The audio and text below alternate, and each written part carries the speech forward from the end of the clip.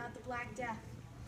During the 14th century, an epidemic known as the Black Death was brought by the Mongols to Europe and created itself a new home.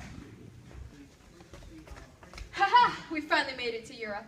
All that invading is making me feel under the weather. I'll deal with it. Not like it's some epidemic disease that could potentially wipe out the face of Europe, or even open the door for modern medicine or anything. Yeah, you're probably right. Fellow Mongol, where are you? Oh no! It has painfully enlarged lymph nodes.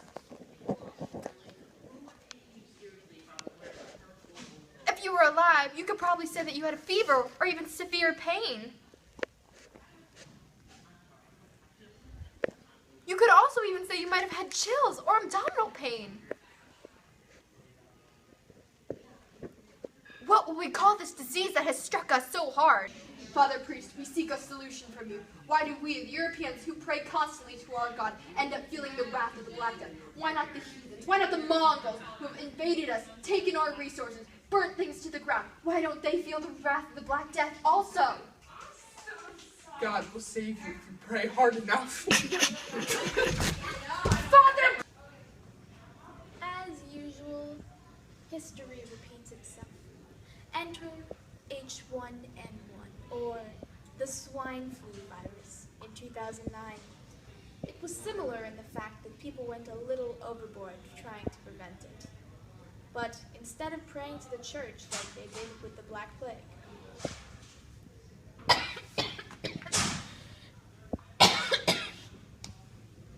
they started furiously developing modern medicine, like antibacterial hand soaps. Once the threat of the swine flu had passed, most people went back to their daily lives. It only killed 203,000 people, as opposed to the Black Death, which killed 25 million.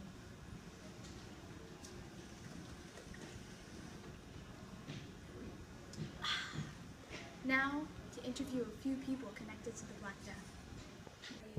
As a survivor of the Black Death, how do you feel and how did you learn to cope with such a disease?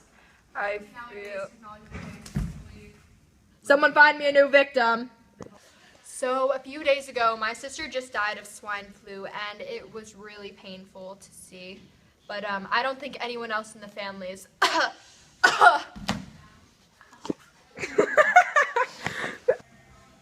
Can you please name some symptoms of the swine flu? Think you get a fever? Could it also be considered not being able to comprehend questions you're being asked? What? Slight sweating of the hands and forehead. Uh-huh. Sentences begin to get slurred. What? If you are ever experiencing any of these side effects, please be sure to call the swine flu hotline at 770swineflu.com.